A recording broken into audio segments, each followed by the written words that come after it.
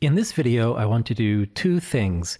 One is I want to go back and fill in some gaps in my explanation of conditioning on a variable.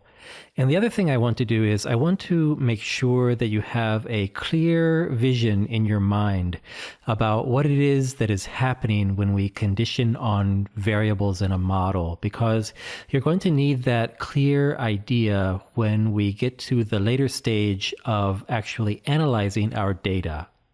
With regard to filling in a gap in the way I've explained things, when I'm deciding on how to introduce the concepts in a sequence and build up the comprehensive view of the subject, there is always a desire to be rigorous and complete. But I'm also balancing that against a desire to appeal to your intuition and to avoid so much detail that you start to feel confused and lost.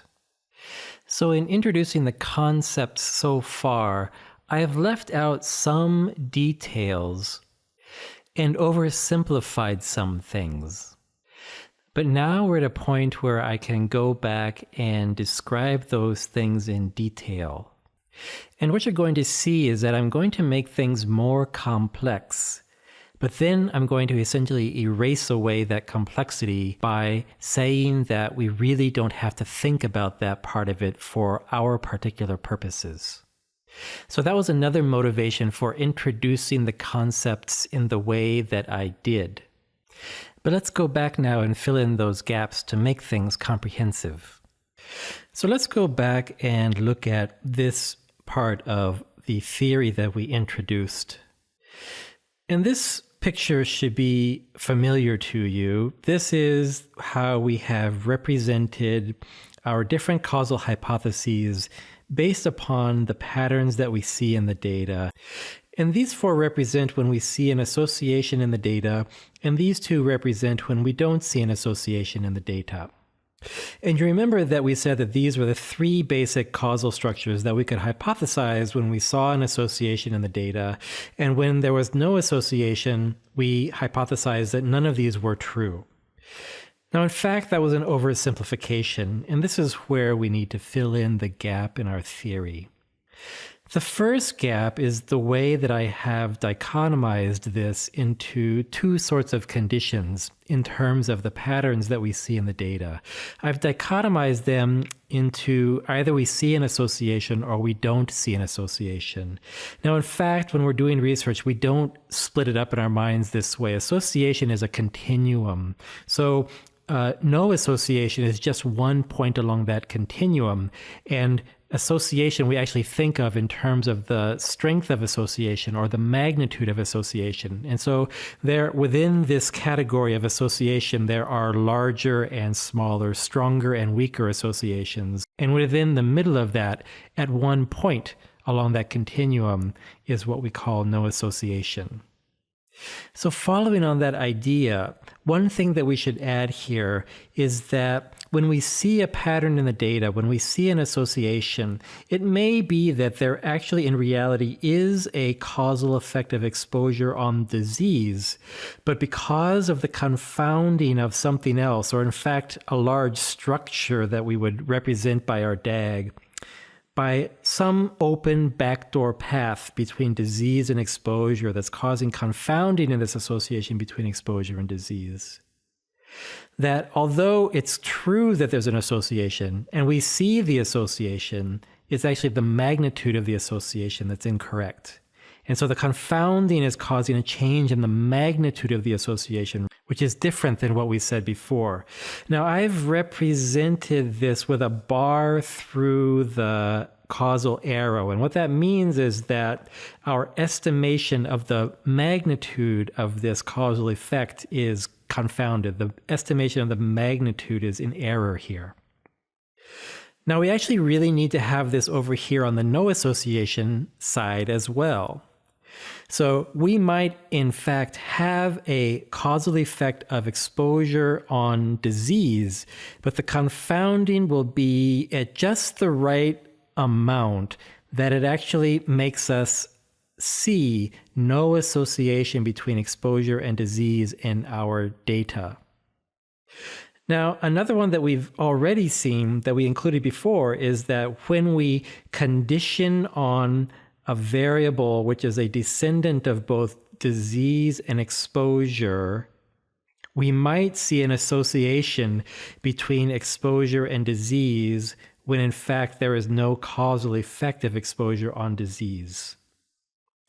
And it may be that we see an association, and in fact there is a causal effect of exposure on disease, but the magnitude of the effect that we are estimating based upon the association we see in the data is confounded. So what we're estimating is actually bigger or smaller in magnitude compared to what the true causal effect of exposure on disease really is.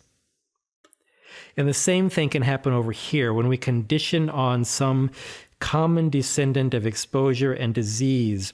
Even if there is a causal effect of exposure on disease, this effect of conditioning on a common descendant might be just right to make it so that we see no pattern in the data, no association between exposure and disease.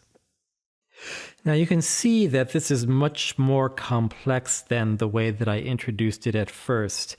And maybe you're feeling that it's going to be a little bit difficult for you to sort these in your mind and keep them in your memory. But the good news is that we can actually make this quite simple. The way to make it simple is to depend upon your DAG. If through working with your DAG, you are able to block all of the backdoor paths, then you will eliminate these. And if you avoid conditioning on common ancestors of exposure and disease, then you will eliminate these. And so once you have done that, the picture becomes much simpler and looks like this. These are not going to be a problem in your model under the assumption, of course, that your DAG is correct. Now, under the assumption that your DAG is correct, that just leaves these three, either no association or association. And now we're actually thinking about that is basically just what is the association? And the only one that is remaining besides what is the true causal effect of exposure on disease, what is the magnitude of that effect? The only one remaining is this reverse causality. And many times you can think through just by logic that this one is also, in fact, not very likely. And so through this method, what remains is the effect of exposure on disease. So the morals of the story here are that you should use your DAG to get as close as possible to an unbiased estimate of the pattern in the data between exposure and disease, the association between exposure and disease, which is our estimate of the causal effect of exposure on disease. And we shouldn't think about that effect as a yes-no kind of thing. There's an association or there isn't an association. We should think about it as something which has magnitude. There's a magnitude of the association, and what we're trying to find is the magnitude of the association, one possibility of which is that the association is null, that there's no association. But that is just one point along the continuum of the magnitudes of potential associations between exposure and disease. Now, another simplification that I made was when I was introducing the idea of conditioning on a variable. And I always used a binary variable on which to condition. But sometimes we use categorical variables that have more than two levels, 3, 4, 5, or we might use a continuous variable on which to condition. So we need to have a view in our mind of what it looks like when we're actually doing that. But before we get to that, let's quickly review what it looks like to condition on a binary variable. And you'll remember that we had the example of we were trying to estimate the effect of coffee on COPD. And we had an exposure variable that was either drink coffee or don't drink coffee. And we put people into two groups like that. And then we calculated the odds of COPD in each of the groups, and we found that the odds of COPD in the coffee drinking group was higher than the odds of COPD in the not drinking coffee group. In fact, when we did the odds ratio, it was 1.73, so the odds are 73% higher than the odds over here. But we said that we had this problem that we had more smokers among the coffee drinkers compared to the not coffee drinkers. And according to our DAG, we needed to condition on smoking in order to control for confounding between coffee drinking and COPD. So how did we condition on smoking? Do you remember? It's really important that you're able to picture this very quickly and very fluently in your mind, especially when we get to the point when we're analyzing the data. So the way that we did it was that we split the problem into two parts. One for each level of the variable on which we were conditioning, which was smoking. And smoking had two levels. One was smoker, the other level was non-smoker. And so we have all the smokers over here, all of the non-smokers over here. And within this group, we have coffee drinkers and non-coffee drinkers. We have individuals with COPD, individuals without COPD. So we can calculate the odds of COPD within the coffee drinkers here, within the smokers, and within the non-coffee drinkers here within the smokers. And we can calculate an odds ratio, which in this case turned out to be 1.0, which meant that the odds of COPD was exactly the same in the coffee drinkers and the non-coffee drinkers. There was no association here. And we did the same thing over here in the non-smokers. We compared the odds of the COPD among the coffee drinkers to the odds of COPD among the non-coffee drinkers. That gave us an odds ratio over here, and it was the same as this one, 1.0. And so we looked at this also in this view, and we saw that when we have an odds ratio within the levels of the variable on which we are conditioning, when we have odds ratios that are similar within each level or the same, then we're able to combine those odds ratios together to give us an adjusted odds ratio. So this would be the association between coffee drinking and COPD adjusted for smoking, or we might say controlling for smoking. But what if smoking had three levels? For example, what if we classified people as people who had never smoked, people who used to smoke but don't smoke now, we'll call them former smokers, or people who are currently smoking? How would we condition on this variable? Well, the way we would do it is that we would simply follow the same rule. We would look at the association between coffee drinking and COPD within each level of the variable on which we are conditioning. So now instead of having two levels, we have three levels. And so we would be calculating an odds ratio for the association between coffee drinking and COPD in three different groups: never smokers, former smokers, and current smokers. Now, I haven't written in any odds ratios or numbers here, but we would have an odds ratio for each group. And again, if these odds ratios in each of the levels of the variable on which we are conditioning were similar to each other, then we could combine those odds ratios together into an adjusted odds ratio. Essentially, what we are doing here is we are taking a weighted average of these different odds ratios, weighted for how large the groups are and some other factors. So now we've looked at what it means when we condition on a categorical variable with more than two levels. But what happens if we condition on a continuous variable? For example, what if we wanted to condition on age and we wanted to consider age as a continuous variable? In fact, age is one of the variables that came up in my DAG for my analysis. So I need to condition on age, and I might choose to do that with a continuous variable. So I want to give you a kind of intuitive idea about what this looks like. And if you're thinking about conditioning on a continuous variable like age, one way you can think about it is simply to think about if you put all of the individuals in a line ranked from sort of low to high on the variable. Here is age. And then you just sort of cut them into 3 equal groups. Make age into a categorical variable with 3 levels. So I have lower age, middle age, and higher age. Then you can think about it in the way we just thought about 3 levels of smoking.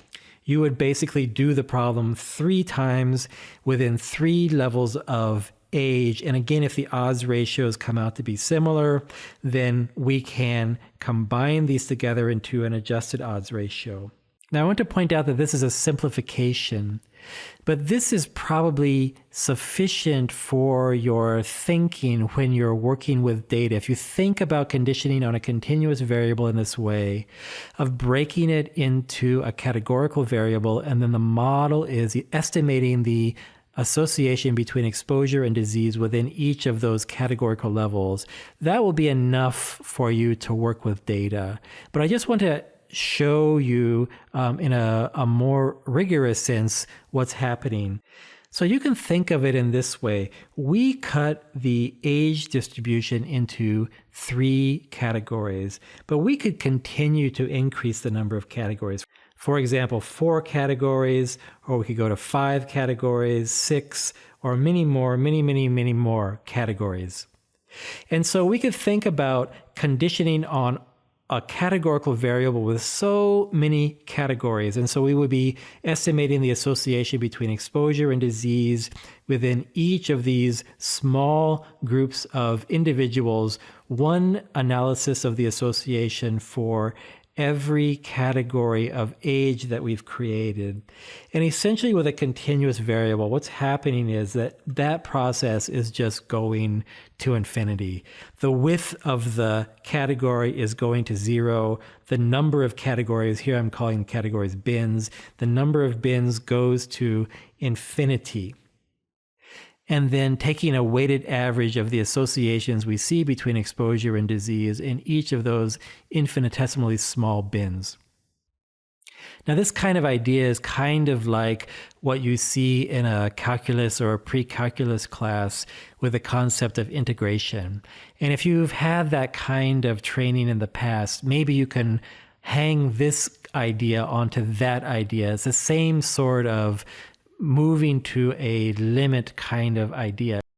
Now, if you haven't had that kind of training, don't worry about it. It will be sufficient for working with data just to think of breaking the continuous variable up into 3 categories.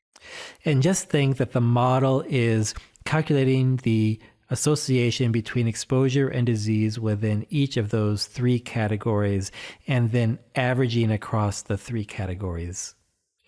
Now, another way that I simplified things was that when I was talking about conditioning on variables, I always talked about conditioning on only one variable. But usually we will be conditioning on more than one variable at a time. For example, if you remember back to my DAG from a previous video, I will be adjusting on age and sex and race and SES. So let's look at an example. If we were adjusting for both age and sex, with sex coded female and male, and age categorized in 3 levels, lower, middle, and higher. So if we were conditioning on both age and sex in the association between coffee drinking and COPD, the model would be doing this. It would be creating 6 different categories that are determined by the 3 levels of age and the 2 levels of sex. And then it would be calculating the association between coffee drinking and COPD within each of those 6 levels. So there would be 6 different effect estimates. In this case, it's an odds ratio. And if we found that the effect estimates were similar in each of those 6 levels, then we could average them together in a weighted average to produce an adjusted odds ratio. So the principle is just the same as if you're thinking about conditioning on a single variable. It's just that the number of categories increases because you're crossing the variables together. Now, if you are conditioning on a continuous variable, For example, let's say that age was a continuous variable, and you have more than one variable on which you're conditioning, and you want to think about what's happening in the model. You can use the same strategy that we used before when we were thinking about conditioning only on a continuous variable. Just think of the continuous variable as being cut up into 3 categories: low, middle, and high. And then you can use this view to think about, for example, if you are conditioning on a continuous variable with a binary variable. And so you would have 6 groups, and the model is estimating the association between exposure and disease within each of the groups. And then if the effects are similar in each group, we can combine those together into an adjusted estimate of the association between exposure and disease. Okay, the things to remember here are, 1, that the initial view that we had of the 3 basic causal structures was an oversimplification. And the main point there is that you really just need to focus on creating a good and complete DAG, and then conditioning your model on the correct variables to close all the backdoor paths from exposure to disease, which is going to remove the confounding between exposure and disease. Now, another thing I pointed out was that I hope you can begin to think about association as something that has a magnitude rather than thinking of it as something which is present or absent, a yes or no proposition. Now, I would also like you to begin practicing in your mind envisioning conditioning on a variable. And the steps are that we break the problem into levels of the conditioning variable, and then we estimate the association of exposure and disease in each level of the variable. And if we find that the associations of exposure and disease are similar in each level of the conditioning variable, then we can combine those together into a weighted average and call that the association between exposure and disease adjusted for the conditioning variable. Now, another thing you should practice envisioning is conditioning on a continuous variable and also conditioning on more than one variable at a time. Now, these skills of envisioning are going to benefit you when we get to the point where we're actually fitting models and we're asking the statistical software to show us the associations between exposure and disease, conditioning on multiple variables.